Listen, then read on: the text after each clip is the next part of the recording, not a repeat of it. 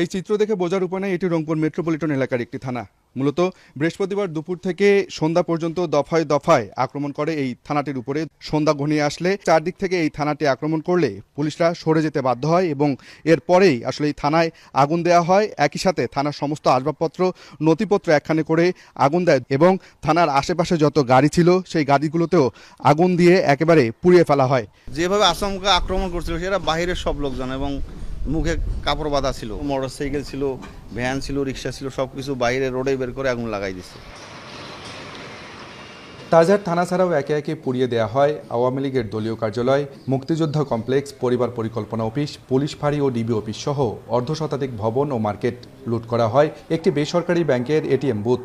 সব মিলিয়ে ক্ষতি হয়েছে প্রায় 11 কোটি টাকা। ওরা বলল যে 150-200 মতো হামলাকারী ছিল। দুইটা জিপ একেবারেই শাটডাউন হয়েছে, একদম পুরে ছাই হয়ে